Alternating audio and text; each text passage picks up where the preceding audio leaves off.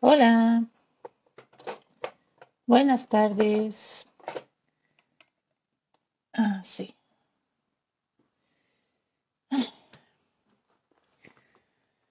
Hola, buenas tardes. Este es mais un Montessori Live de nuestros momentos Montessori. Mi nombre es Alessandra Mosquera, soy autora del blog Nuestros Momentos Montessori y de las redes sociales de Nuestros Momentos Montessori. Y hoy estamos aquí para hablar sobre un tema que mucha gente me pregunta por mensaje privado, por correo electrónico, que es, ¿será que ya es demasiado tarde para hacer Montessori en casa con mi hijo? Cuando tenemos un hijo de 6 a 12 años que nunca estudió en un colegio Montessori, o entonces nosotras no hacíamos Montessori en casa cuando ellos eran pequeños, cuando tenían 3, 4 años, no teníamos essa informação, só fomos descobrir Montessori mais tarde, e agora queremos fazer, pero entra aquela insegurança de será que vale a pena, será que eu vou conseguir, será que não é demasiado tarde, será que vai valer de algo, não? Mas isso é o que a gente muitas vezes me pergunta. Então, se tu não me conheces, vou contar um pouco sobre minha história, bem resumidamente, porque só temos uma hora para fazer essa live, depois eu tenho que buscar meu hijo no colégio, eu tenho que sair daqui pitando. Eu descobri Montessori quando meu filho tinha mais ou menos 2 anos e meio, e era o momento de separar-nos do colégio. Nós hacíamos colégio desde que ele tinha poucos meses, e chegou um momento que o colégio já não era mais prazeroso para nós, não? Então, pensei que era o momento de separar-nos e queria criar uma habitação bonita. E uma amiga minha me disse no Facebook que havia um grupo em Facebook, Montessori para Mamães, é um grupo brasileiro, que tinha umas fotos de habitações que eram muito bonitas. E eu entrado e não só conheci a habitação Montessori, como também acabei conhecendo todo o que era o método Montessori, a história de Maria Montessori,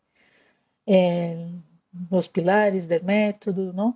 E vi que era algo muito maior e muito mais poderoso, muito mais transformador que sencillamente hacer una habitación para tu hijo con una camita en el suelo, con pocos juguetes, etcétera, ¿no? Montessori no es só, Montessori no es un estilo de decoración, es una filosofía de vida, aparte de también ser un método pedagógico. Entonces, en el momento que descobri isso, me enamoré, me senti fascinada, encantada, queria aprender mais. E foi assim que comecei descobrindo Montessori, estudando muito nesse grupo. Depois comecei a comprar livros, comecei a ler em blogs americanos, comecei a participar de grupos de Facebook. Logo aqui em Espanha também houve o boom de Montessori e algumas amigas minhas me levaram a cursos presenciais, até que me formei como assistente Montessori de 3 a 6 anos. O ano passado me formei como assistente 6 a 12 e cheguei também a trabalhar numa escola Montessori por um curso solo.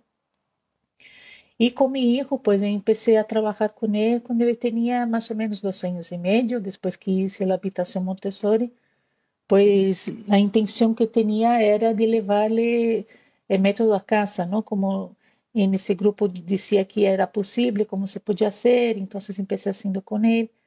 E a princípio não usava nada de materiais, eu creia que era algo que não era necessário, e realmente não é necessário. E que podia muito bem utilizar os conceitos Montessori pues, em nossa maneira de criar, em respeito com o niño, e sim, proporcionando algumas atividades, assim, com um viés montessoriano, com uma certa inspiração montessoriana. Hoje vejo que muitas coisas que hacía comigo naquela época não são de verdade Montessori, pero não passa nada, porque foram experiências bonitas, foram momentos bonitos que nós outros passamos junto, e foi graças a todo esse princípio que me levou a onde estou agora. Não, hoje meu filho tem 10 anos em dezembro vai cumprir 11, então já estamos aqui 8 anos praticamente. Nunca pensava que ia levar tanto tempo de minha vida estudando Montessori. Foi um divisor de águas em minha vida, não? Se pode dizer. Então, quando a gente me disse que não sabe se é demasiado tarde para ser Montessori em casa, a ver, eu creio que não existe essa história de é demasiado tarde para X. Nunca é demasiado tarde. Mientras uma pessoa quer hacer algo, mientras haya condições físicas, psicológicas e al mínimo de condições,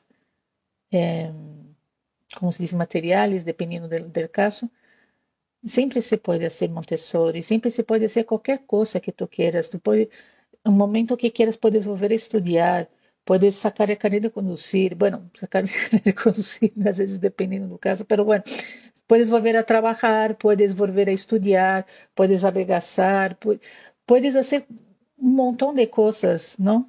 Há algumas poucas coisas que chegam um momento que sim, que já é tarde e não se pode fazer mais, como por exemplo quedar embarazada, não? Depois de uma certa idade já não podemos mais, pero sí podemos seguir fazendo um montão de coisas.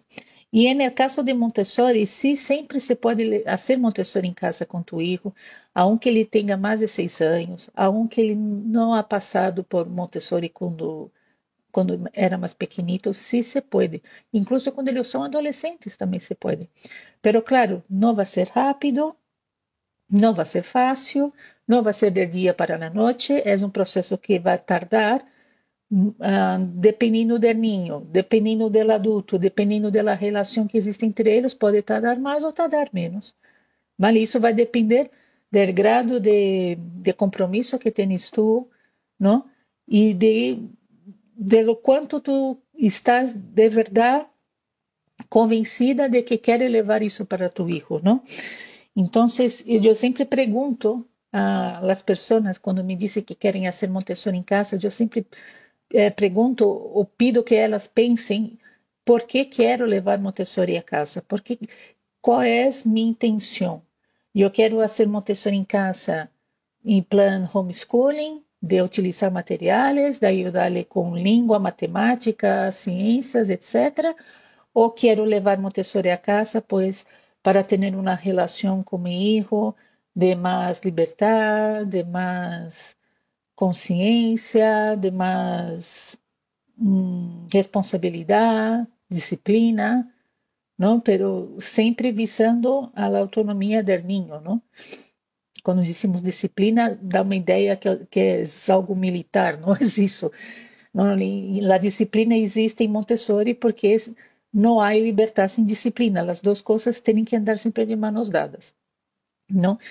Por isso que eu digo liberdade e disciplina. Então, eu digo que se tu queres começar Montessori a hora que tu filho tem 6, 7, 8 anos, tu podes começar. Claro que podes. Pero vas a ter que estudar, vas a ter que preparar-te a ti mesma. Principalmente vas a ter um trabalho muito maior contigo mesma que com o ninho. Com o ninho também vas a ter, pero mais contigo mesma. Porque vas a ter que estudar muito, vas a ter que ler muito, vas a ter que dedicar-te, não?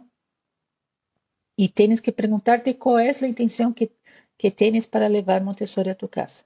E se tu queres fazer homeschooling, também tens que perguntar o que dentro desse homeschooling quero trabalhar. Não, quero levar as 5 grandes lições, quero levar a educação cósmica, ou quero trabalhar língua, quero trabalhar matemáticas, não quero trabalhar todas as matemáticas, quero trabalhar por exemplo, a etapa de las 4 operações, pero bom, tienes que pensar em tudo isso. O que queres fazer? Muitas vezes a gente não sabe o que quer fazer. Isso é o que passa, não?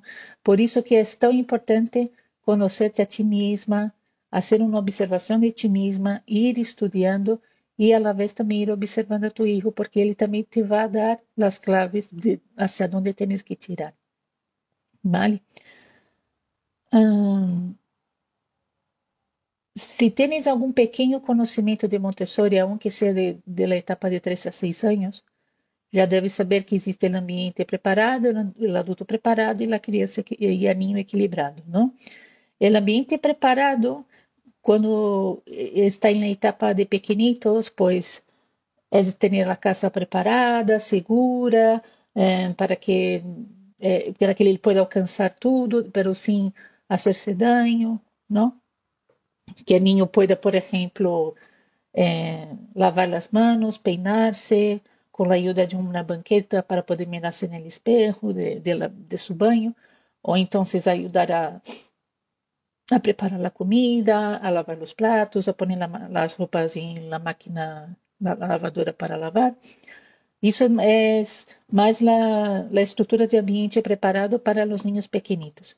Quando chega a essa etapa de 6, 7 anos, o ambiente preparado do niño do segundo plano é muito distinto do ambiente preparado do niño pequeno. Para nós que estamos em casa, eu vejo muito mais fácil que quando estamos no primeiro plano, não? Na etapa de 0 a 6.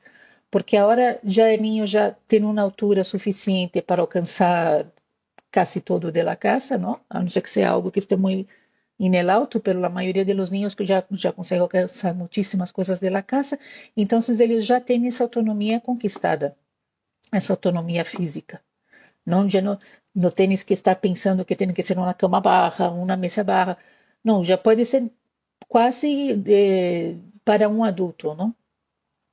A habitação Montessori de los niños de 6 a 12 é praticamente a ideia de habitação que sempre tivemos: uma cama, uma mesa, uma silla, um armário para guardar as roupas, uma estanteria para colocar alguns livros e já está. Não hace falta mais. Porque a ideia do ambiente preparado para os niños pequenos é fomentar a autonomia. E um niño de 6, 7 anos, ele já tem a autonomia conquistada, ele já pode alcançar tudo, já se pode cambiar solo, já se pode ir ao banho solo, já se pode levantar da cama. Então, já não tem mais sentido aquele ambiente preparado de quando eles são pequenitos. Agora, no 6 a 12 é muito mais fácil, porque a única coisa que tens que pensar, que tens que ter em tua casa, pues são livros de interesse de tu hijo, pero que são livros bonitos, livros divulgativos de boa qualidade, para poder utilizar en el homeschooling o en el after schooling de vosotros, ¿no? O mismo para estimular. Y depender del interés que tiene el niño, tú puedes buscar alguna cosa relacionada con ese interés. Por ejemplo, a mi hijo le gustan mucho los animales, le gustan mucho las rocas, las plantas. Entonces, yo intento buscar siempre libros relacionados con esos temas, miniaturas de insetos e microscópio e tudo que é relacionado com biologia, porque a ele gosta muito. Pero alguns niños não vão estar interessados por biologia, vão estar interessados por outro tema, por futebol, enfim. E então tens que se adaptar aos interesses do niño e buscar materiais relacionados com esse tema. E logo, sempre o mais importante nessa etapa de los 6 a 12 anos já não é mais ter o niño dentro de casa fazendo tantas coisas como hacíamos quando eles eram pequenitos, e sim deixá-los sair, deixar conhecer o mundo fora, relacionar-se com outros niños de sua idade, se é possível ir a acampamentos, ter oportunidades de estar com outros niños, pero sem mamá, papá, sem professores, com o mínimo de adultos, só para garantizar a segurança. Porque os niños eles já têm que estar em grupo, se relacionar entre eles, pero sem presença de adultos. O que quero dizer é porque às vezes quando está o adulto presente, o que vai fazer é imponer a los niños o que eles têm que fazer, como eles têm que fazer, e essa não é a ideia. Eles têm que decidir o que querem fazer e como querem fazer eles mesmos, não? O adulto ele só vai estar ali, pois, para garantizar a segurança de los niños, nada mais. Lo demás é interessante que deixem os niños decidir por própria conta.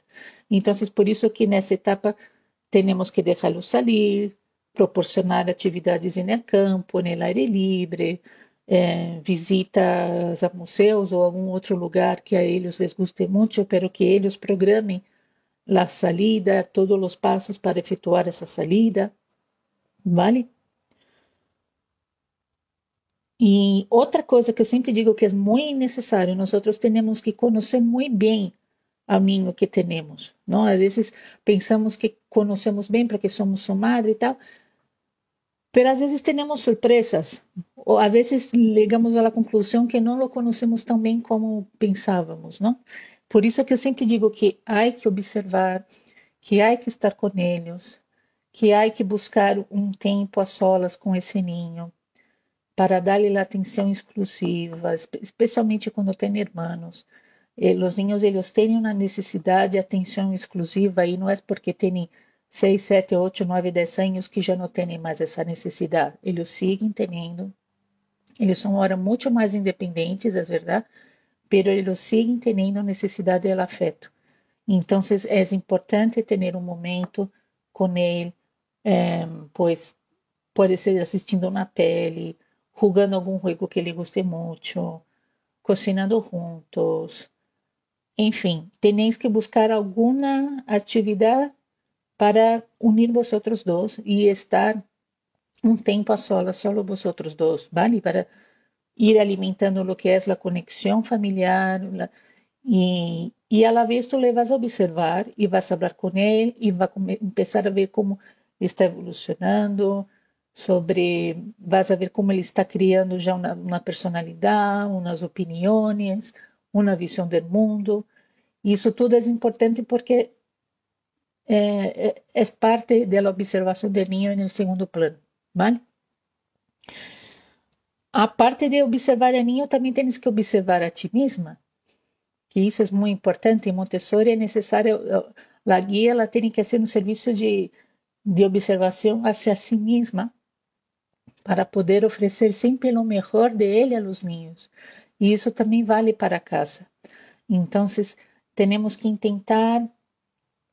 É recomendável ter um diário, incluso, e apontar todos os dias como me sinto, o que penso, o que hice esse dia, que me ocorrido, e a partir dessa coisa que ocorrido, como foi que me senti. É bom apontar, nem que seja um pouquinho quando te despertas, em uma agenda, algo assim. Pero é importante fazer essa observação de ti mesma.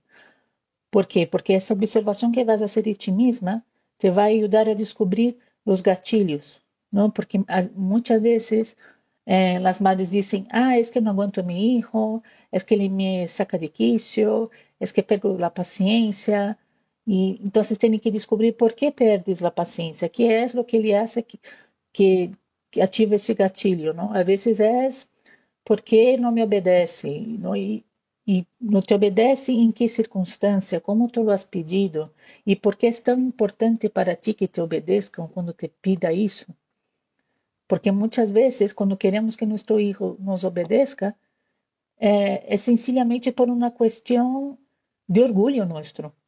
Dizendo assim, pode parecer um pouco forte, mas é que é verdade. Muitas vezes exigimos obediência cega de los niños, solo porque eu sou o adulto e tu eres o niño e eu sou tu madre e tu tens que hacerme caso. Pero tens que pensar um pouco em por que é tão importante que ele te haga caso naquilo, porque muitas vezes não tem tanta necessidade assim.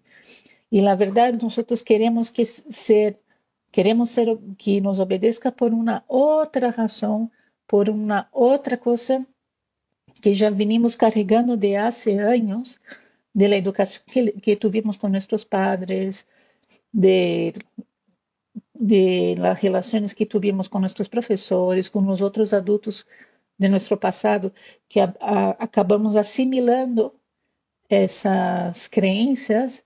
Não, tem que me obedecer porque eu he dicho X, ele tem que ser Y. Por quê? Porque sempre foi assim, porque foi isso que me ensinaram e tem que ser assim. Não? Então, tens que começar também a discutir isso, porque isso te deixa tão nerviosa. É muito interessante fazer essa observação, porque isso te vai dando essas pistas, vale? A ver, Fulita me está dizendo, minha niña tem 6 anos e se enoja, creio que tem que ver com isso de querer fazer sola as coisas e não decidir se que elegir. Eh, vale, los niños cuando ellos tienen más o menos 3, 4, 5 años, ellos quieren mucho hacer las cosas solo. Es algo característico del primer plano de desarrollo, ¿no? De esa primera infancia, porque ellos están en aquel momento de ayúdame a hacer por mí mismo, están en la parte de la mente absorvente, donde la mayor preocupación que ellos tienen es de obtener una autonomía física. Entonces, por eso que ellos están siempre pedindo para, para los adultos, para déjame hacer esto solo, yo solito, no es la edad de yo solito. Y si nosotros no dejamos que ellos hagan estas cosas solos, si no le damos oportunidades para que ellos hagan, yo qué sé, cocinar, no, cocinar, cortar una fruta, preparar un sándwich, lavar las manos, cambiarse de ropa, elegir la ropa que quiere poner, elegir el peinado que quiere hacer, ese tipo de cosas, ¿no? Si nosotros no damos essa autonomia para o niño, lo que ele vai acabar entendendo é que ele não tem vez, ele não tem eleição, ele tem que fazer o que o adulto manda, porque o adulto sabe e ele não sabe. Ele, não, ele vai dizendo, bueno, eu não sei, eu sou niño, ele é adulto, ele que sabe. Então, com o passar de los anos, essa crença o que vai fazer é atacar a autoestima do niño, a confiança em si mesmo, e pode ligar aquilo que em disciplina positiva chamamos de indiferença sumida, não? Que é quando o niño te diz, não quero fazer isso, porque para que eu vou fazer? Se vai sair mal, para que me vou esforçar? É que eu hago tudo mal, é que tudo que hago é feio, é que tudo que hago sale mal, porque de tanto tempo que ele foi recebendo esse mensagem quando ele era mais pequenito.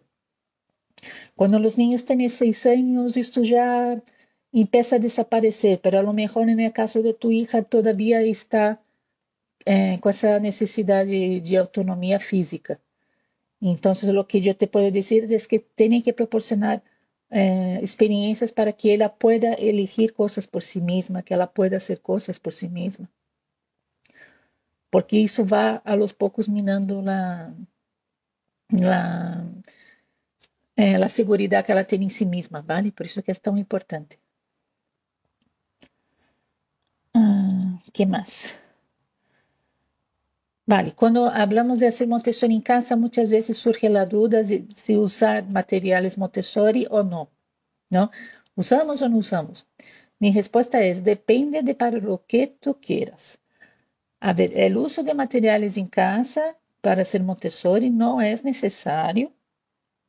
Tu puedes educar tu hijo de uma maneira montessoriana sem usar nenhum material.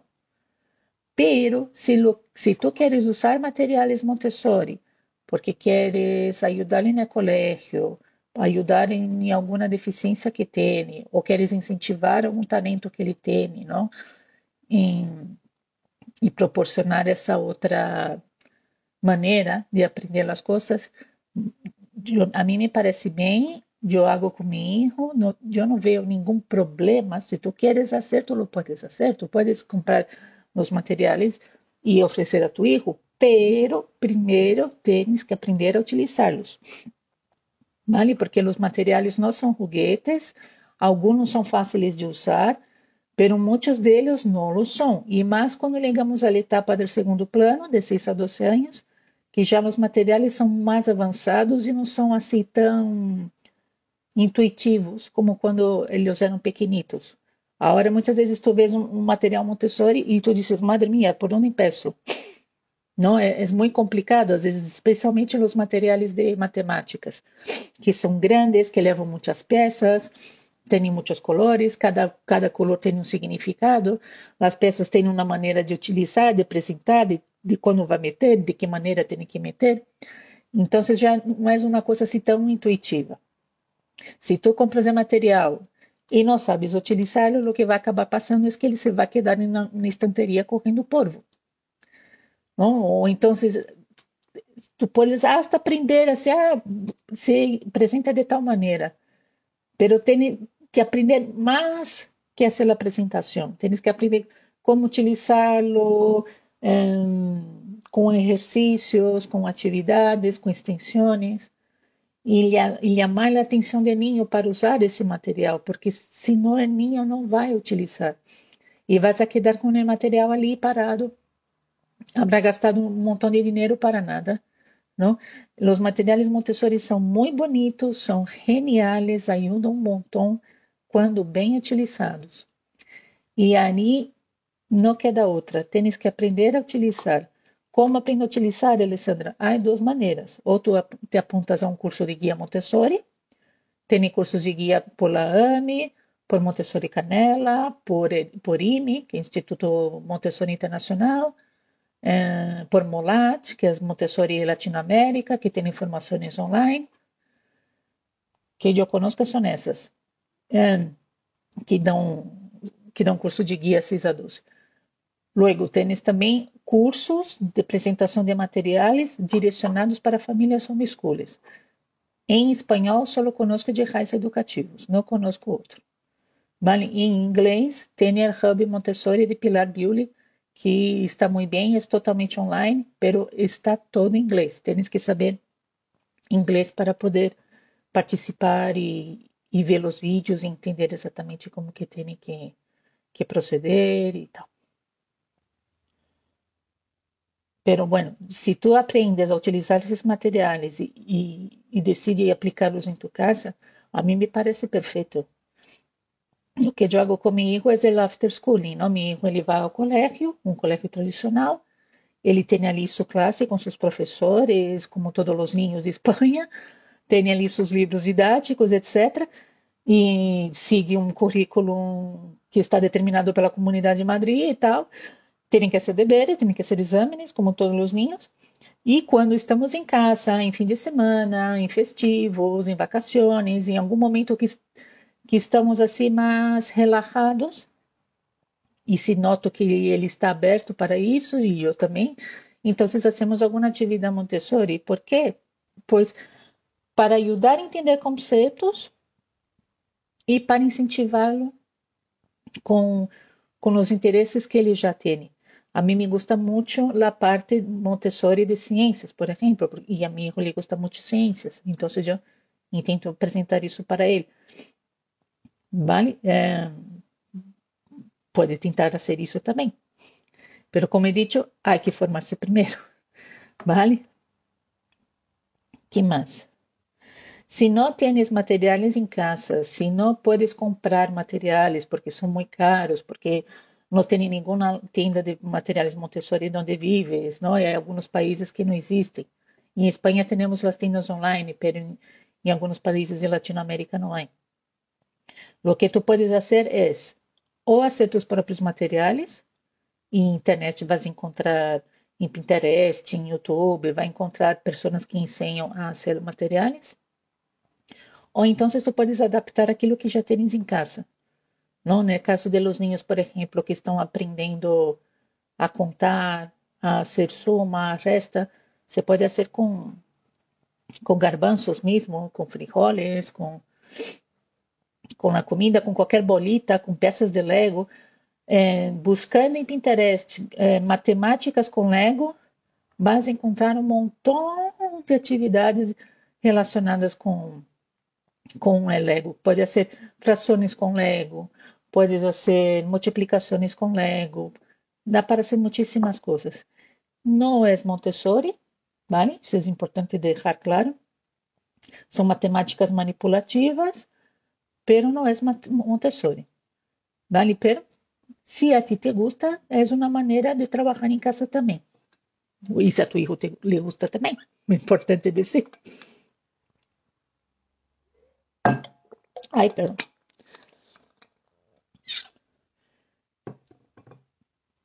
A vezes é importante fazer uma búsqueda em internet de pessoas que dão cursos de uso de materiais, não? Muitas vezes essas pessoas que ensinam a fazer materiais, perdão, muitas vezes essas pessoas que dão cursos de como utilizar os materiais Montessori também ensinam a como fazer materiais Montessori em casa, não? Não é estritamente necessário que tenhas o material fabricado por Neuhaus, não, Vale, em casa não é igual no colégio. Sempre tem, repito isso, a casa é casa, colégio é colégio. El colegio incluso intenta imitar a casa. Tu já tens uma casa. Então, é outro enfoque, ¿vale? Se empiezas a buscar na internet também sobre as iniciativas que existem de levar Montessori para campos de refugiados, para alguns pueblos de África, em Oriente Médio e em todas essas zonas assim mais complicadas do mundo, verás que as pequenas escolas Montessori que há ali são muito sencillas, são muito pequenas, não têm materiais Montessori perfeitos, vamos dizer assim, pero sí são materiais que as próprias guias ali fizeram com o que tinham a seu alrededor. Então, vas a ver bastidores com botões, bastidores de cremeleira, bastidores de laços que foram feitos por eles, com as telas que tinham ali. Que mais? Decanombio de pelas hecho com pedritas coloridas de lugar onde viviam. Há que ter um pouco de criatividade e especialmente muita paciência. Não? Há pessoas que lhe dá bem el D, não? El do it yourself, e lo hace. Eu sou uma pessoa que não me dá bem el do it yourself. Eu sempre digo que he nascido com duas mãos esquerdas. Então, eu não hago materiais de porque sei que se vai quedar horríveis. Então, e vou poner-me muito nerviosa, então eu acabo preferindo comprar. Pero se tu não podes comprar, tem essa opção, ¿vale? Que mais? Há também outra maneira de fazer Montessori em casa, quando os niños têm de 6 a 12 anos e que não é necessário ter o ajedrez Montessori, as cajas gramaticales e tu podes levar Montessori a tu hijo de muitas maneiras, ¿vale? Montessori não se limita a los materiais. Isso é muito importante deixar claro. A vezes, Instagram, Pinterest, YouTube, dá uma imagem que para poder fazer Montessori em casa tens que ter todos os materiais, ou quase todos, e tem que ser aqueles materiais perfeitos e tal. Não tem por que ser assim, ¿vale? Então, tu podes fazer Montessori incluso contigo mesma, só utilizando tu voz, tus ouvidos, tus ojos. Tu eres um material Montessori, é verdade? Porque nessa etapa de los 6 a 12 anos, os niños eles estão deseando escutar histórias, eles estão muito abertos às histórias. Então, se tu intentas ensinar algo por meio de uma história, les vai quizás incluso chamar mais a atenção do que utilizando o material, dependendo da situação, é claro. Não para matemáticas, por exemplo, é um pouco complicado, pero muitas vezes para lo demás, para história, geografia, ciências, as histórias já são suficientes. E como vamos contar essa história, não? Temos que pensar sempre nessa ideia é que isso já está desaparecendo e é uma pena, porque com tantas redes sociais, e móveis, e iPads, etc., é algo que está desaparecendo, pero o ser humano ele sempre foi um grande contador de histórias. Temos que tentar entrar em contato com aquele ancestral nosso que estava cercado de pessoas em la oscuridade, com uma hogueira em meio, e a única maneira que tinha para entretener o público era contar uma história. Então, tinha que servir-se muito de los gestos, de la imposição de voz, para poder apelar à imaginação de quem te está escutando. Não basta com contar a história como se estivesse lendo um prospecto de um medicamento. Não, tu tens que entrar na história. Tens que interpretar aquela história para poder chamar a atenção do niño. Eu vou dar um exemplo. Só no momento que eu vou correr um livro que está na habitação de meu hijo.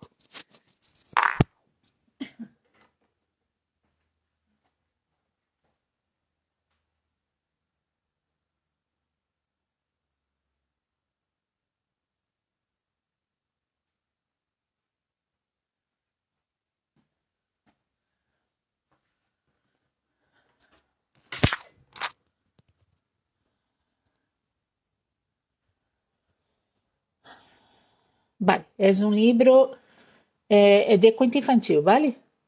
Es este, se llama Los peores niños del mundo, es de David Walliams, creo que es que se pronuncia. Ese libro es maravilloso para los niños del segundo plano, es perfecto, tiene muchas ilustraciones y tiene un toque así muy a lo Roald que está perfecto para los niños de 6 a 12 años. A ver, voy a elegir aquí el primer cuento que es el más fuerte mismo.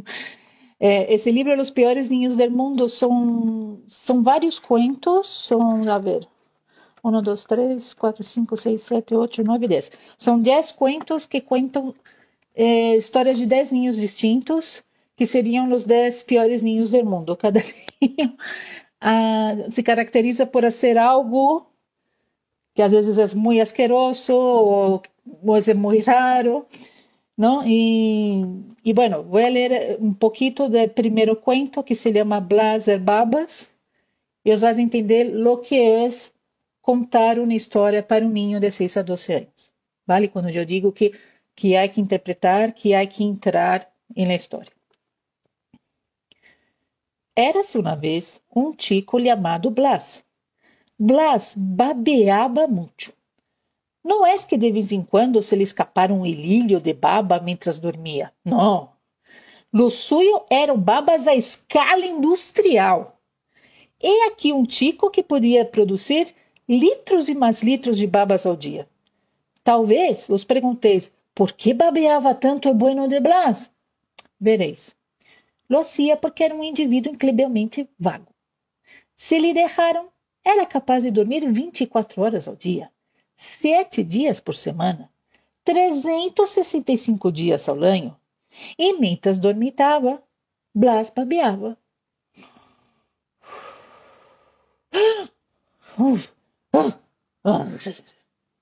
Hacía su baba ao cair ao suelo. Los días de cole había que sacarlo a rastras de la cama. Si le dejaron salirse con la suya, lo llevarían cada día hasta la escuela, acostado en una cama sobre ruedas. Y nada más llegar a clase, se pondría a dormir otra vez.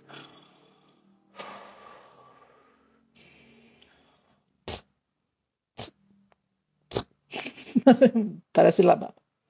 A Blas nada le gustaba más que echarse una cabezadita durante las clases.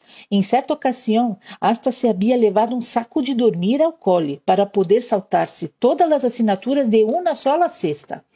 Dormir en educación física no era tarea fácil, pero Blas se las arreglaba. Se había partido de fútbol, pedía ser a portero y se ponía a roncar en lo alto de la portería. Cuando alguno de sus compañeros marcaba un gol, protestaba porque los despertaban con sus gritos de celebración. Como se passava o dia dormindo, Blas sempre sacava muito malas notas. Quando dormitava em classe, llenava o pupitre de babas.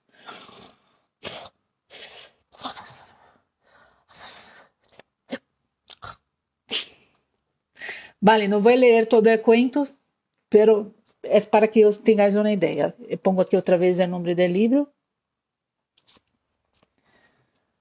Pero já podeis ver entendido lo que quero dizer, não? Que há que interpretar lo que estás lendo. E isso, claro, é um livro de ficção, pero mesmo nos livros divulgativos, tu puedes fazer o mesmo.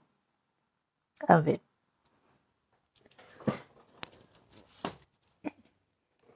Pero claro, de uma maneira um pouco mais séria, não?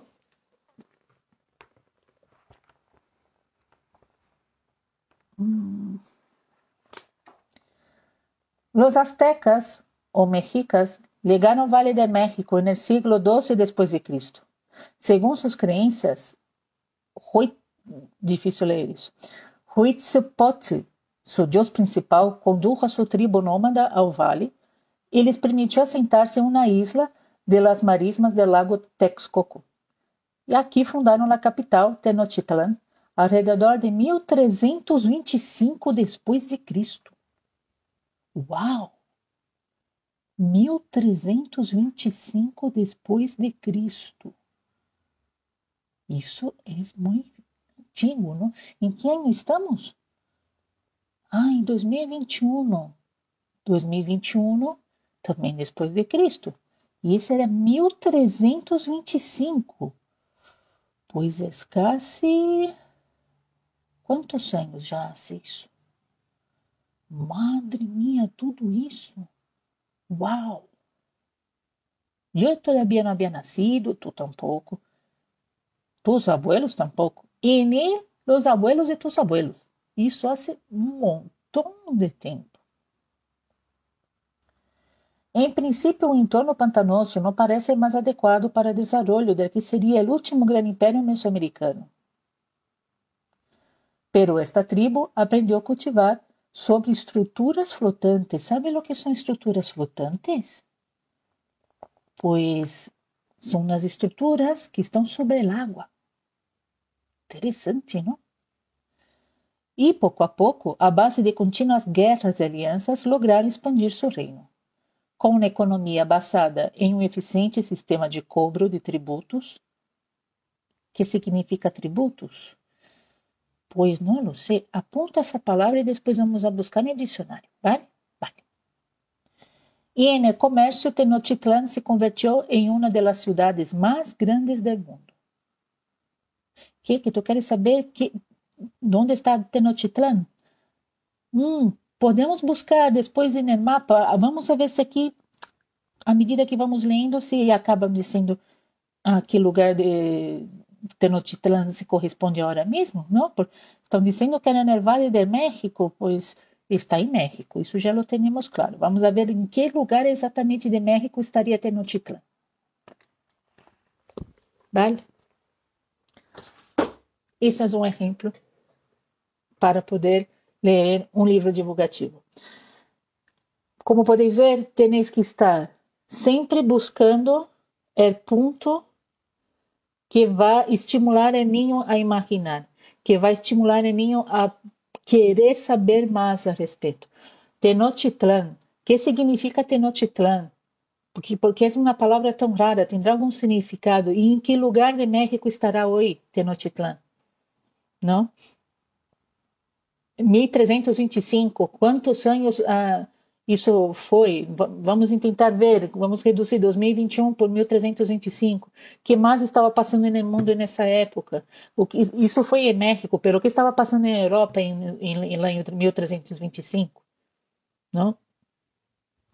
E aí te vas correndo um montão de temas para estar discutindo.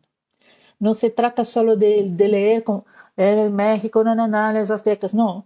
Tu tens que prestar atenção em lo que estás lendo e transmitir a tu hijo esta emoção.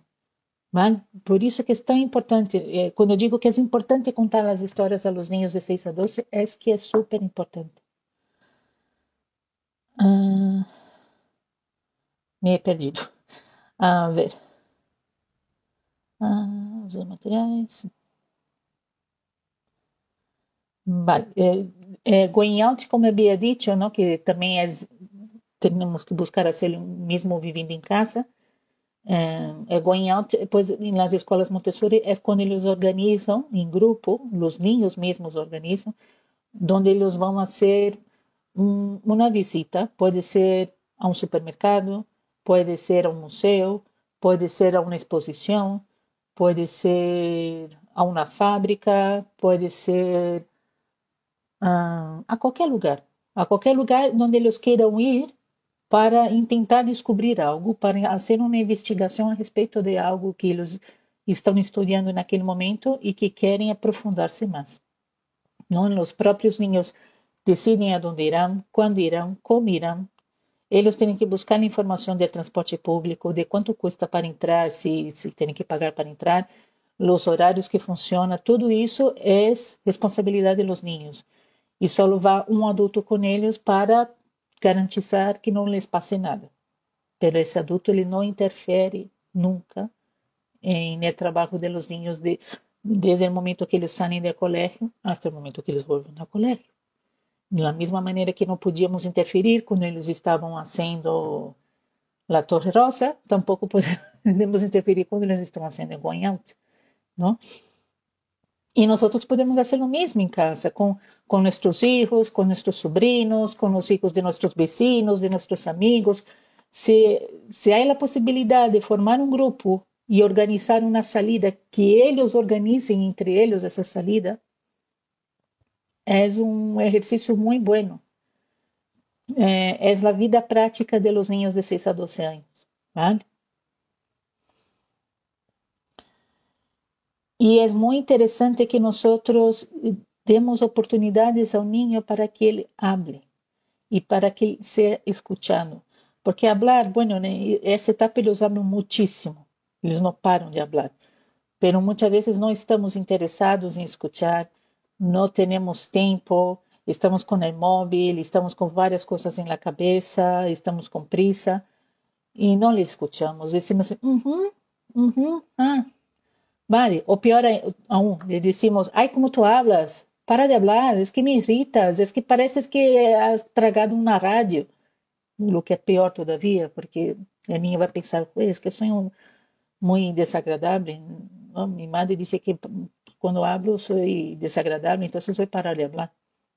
Tiene que tomar mucho cuidado también con lo que decimos a los niños, ¿no? Si dejamos que ellos puedan expresarse, que eles sejam escutados de verdade, escutados, que eles se sintam que fazem parte do grupo, não? Eles têm que ter esse sentimento de pertenência. Se eles sentem que são parte desse grupo, que eles são importantes, vamos a ter belíssimas descobertas sobre nosso hijo, pero belíssimas descobertas. Isso eu los puedo garantizar. Bueno, pero mucha gente me dice que, vale, eso todo está muy bien, pero lo que pasa es que mi hijo llega del colegio, tiene que hacer los deberes y no quiere hacer, porque dice que los deberes son muy aburridos.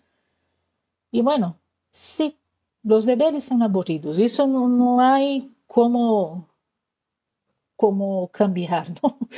Los profesores, la mayor parte de los profesores de la escuela tradicional, ellos no pasan deberes divertidos, ellos pasan deberes que son aburridos, que tienen que copiar, que tienen que hacer unos problemas y unas cosas que a ti no te interesan, que tienes que leer y hacer resúmenes de cosas que no te interesan, que tú quieres jugar, quieres ver la tele, quieres jugar un videojuego, quieres hablar con tu amigo, no quieres estar encerrado dentro de casa más tiempo, ya has estado 6 horas en el colegio y tienes que estar más 1 hora ali sentado, memorizando las tablas de multiplicar.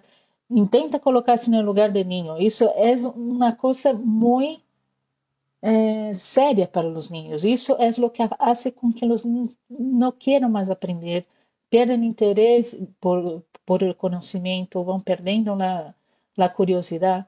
São os próprios deberes, o ato de ter que estudar para fazer um exame, para conseguir uma nota. Isso tudo vai acabando com o amor e o aprendizagem de los niños. Então, pero claro, não podemos librarnos de los deberes.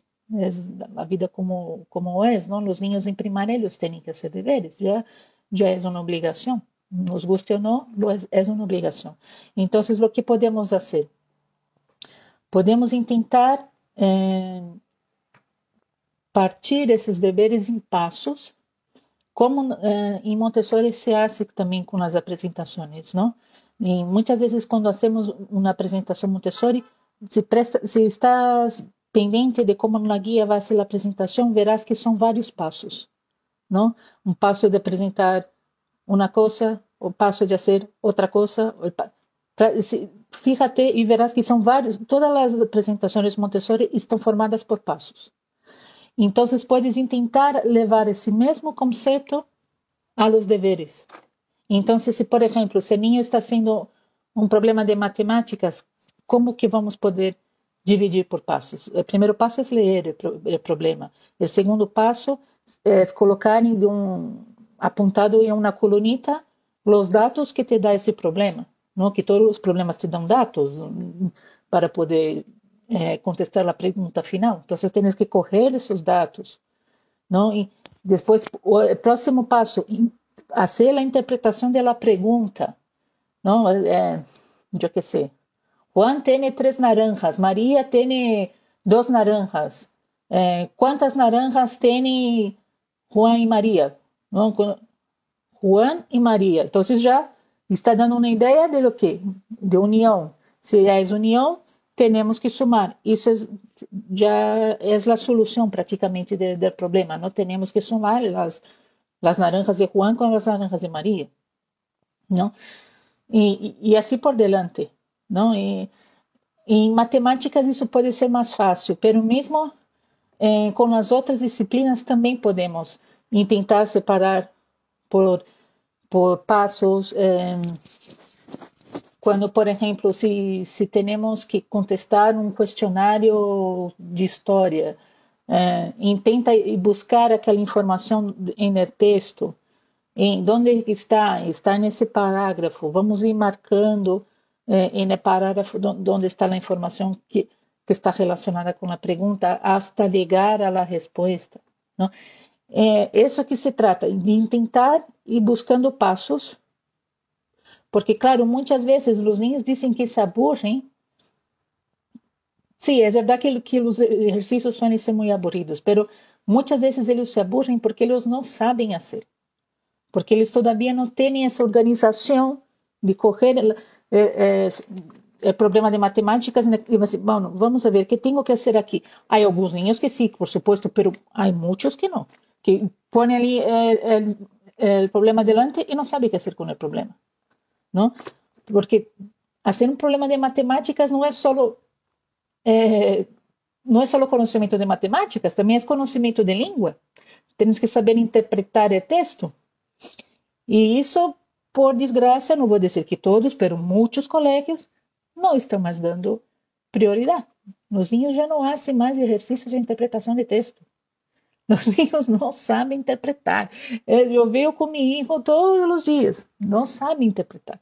Estão tão assim, com a cabecita em YouTube, que tudo é muito rápido, tudo muito mastigado, não? E só tens que tragar, não tens que fazer muita coisa. Quando eles têm que pensar, pues não sabem pensar. E o que é pior é que muitas vezes o colegio não les ensina a pensar, porque o professor está no suyo, tem que passar adelante, próximo tema do currículo, não perdem mais o tempo com os alunos que têm dificuldade. Infelizmente é assim. Então, esse é o conselho que dou. Intenta separar sempre em passos. ¿Vale? Um passo isso, passo aquele. E pelo menos isso também é uma maneira mais ou menos montessoriana de fazer os deveres. Chega também um determinado momento que os livros didáticos vêm com as respostas ao final. Não sei se aqui em Espanha isso ocorre. Em Brasil, ao menos, era muito comum em minha época, não? Quando já estavas por quinto ou sexto de primária, os livros levavam as respostas ao final. E isso pode parecer uma tonteria, mas não é. Isso, na verdade, é em que Montessori chamamos de controle de erro. Então, quando o niño tem as respostas ao final do livro, isso já é uma ajuda para que ele llegue àquela resposta. Não? Muitas vezes eu me acordo que fazia, eu que sei, expressões de matemáticas e me dava, eu que sei, 8. E iba a mirar a resposta e não era 8, era 10. E eu pensava, pero como que era 10? E aí tinha que refazer todo o exercício. Assim, pero vamos a ver, eu hice isso. Não, pero es que dá 8. Não é pilhado. E volvia outra vez. Ah, é verdade, aqui está, é verdade, aqui vai dar 10. O bueno de ter a resposta ao final é isso, porque obriga a que tu busques tu erro. Isso que se chama controle de erro, não? E que existe tanto em Montessori. E na escola tradicional se pode dizer que o controle de erro está nas respostas do livro. Vale, que mais? E, bueno, já estou terminando a live, já só faltam 2 minutos. Eu queria deixar um conselho para as madres, porque muitas vezes também recebo mensagens dizendo es que me sinto muito ansiosa haciendo homeschooling com meu hijo, sinto que não estou sendo suficiente, me pergunto se estou oferecendo lo mejor, se estou fazendo um bom trabalho. Lo que yo quiero decir a esas madres es que no se comparen, ¿vale? Las redes sociales tienen un aspecto que está muy bien, que es el de inspirarnos, de darnos ideas, ¿no? Yo sigo muchas cuentas de Instagram de mamás maravillosas que hacen un trabajo estupendo con sus hijos, que yo me quedo así, wow, mira lo que fulana ha hecho, madre mía, que guay, que ganas de hacer también. Pero muchas veces yo no voy a ser igual de fulana. Porque, bueno, ¿por qué no? Porque fulana tiene su manera de trabajar y yo tengo la mía, y ella tiene su ritmo, yo tengo el mío, ella tiene una realidad en casa, yo tengo otra realidad. Lo que quiere decir es que no podemos comparar, ¿vale? Podemos inspirarnos, pero no compararnos con las otras mamás. No sentirse agobiada, no estar haciendo daños a nosotras mismas, diciendo es que yo podría estar haciendo mejor, es que vamos muy retrasados, es que ya tenía que estar estudiando la tercera gran lición y todavía no presenté ni la primera. No pasa nada, ¿vale? Como vuelvo a decir, estás en casa, no estás en un colegio Montessori. El colegio Montessori, sí, eles têm que seguir mais ou menos um currículo, uma série de pautas, tem um momento para apresentar isso, um momento para apresentar aquilo outro e tal. Pero lo bueno de cuando tú estás en casa con tu hijo es que tú puedes observar tu hijo y saber cuándo que ele está de verdad preparado, porque a veces o ideal seria que na escola Montessori isso também ocorresse, pero muitas vezes não ocorre, vamos ser sinceros. Muitas vezes o ideal é que a guia apresente material quando o niño está preparado, pero também há alguns casos de guias que apresentam porque ele toca, porque sei que isso ocorre. Então, quando estamos em casa, temos essa facilidade de poder dar toda a nossa atenção a nossos filhos. Então, não passa nada se tu le vas a apresentar os símbolos gramaticales, eu que sei, em quarto de primária, e tinha que haver apresentado quando estava em primeiro ou em segundo, como muito. Ah, pero mira, agora está em quarto. Não passa nada. Nadie le vai perguntar a esse niño quando foi que ele é conhecido. E é mais, eu creio que hace incluso mais sentido apresentar, neste caso, os símbolos gramaticales a los niños quando estão em quarto de primária, que quando estão em primeiro, porque o niño que está em um colégio tradicional, ele não tem o mesmo ritmo de niño que está na escola Montessori. O niño que está na escola Montessori, às vezes eles já viram a ideia de adjetivo, substantivo, etc., quando todavia estava em casa. Não? E nossos filhos que vão na escola tradicional vão ver isso em segundo, creio, terceiro de primário. É outro ritmo. Então, não passa nada se tens que apresentar depois. ¿Vale? E, por favor, nunca obligues tu hijo a usar um material Montessori porque tu has gastado muito dinheiro, porque has tirado muito tempo imprimindo não sei quantas hojas de internet e recortando e plastificando e agora tens que fazer. Não hagas isso. ¿Vale? Montessori em casa tem que ser algo bonito, algo que mola, um momento de conexão, um momento de prazer, um momento de carinho entre madre e hijo, um momento em que estamos estudando algo não porque é uma obrigação, e sim porque queremos de verdade conhecer algo. Vale? Isso que é bonito de fazer Montessori em casa. De acordo, chicas, já são as 4 da tarde, lo siento, hoy não vai ter sessão de perguntas e respostas porque tenho que buscar meu hijo no colégio. Pero muchísimas gracias a todas que habéis estado aquí, que habéis estado ni que sea por un ratito, por unos pocos minutos, ¿vale? Muchísimas gracias. Y la live va a estar guardada en Instagram TV para aquelas que no han podido asistir en directo o que llegaron tarde, ¿vale? Muchísimas gracias por todo. Si tenéis alguna pregunta, es solo mandar por direct o por correo electrónico. Y aquí vamos seguindo, ¿vale? Un abrazo. Y un besito para vosotros y para vuestros niños, ¿vale? Hasta la próxima.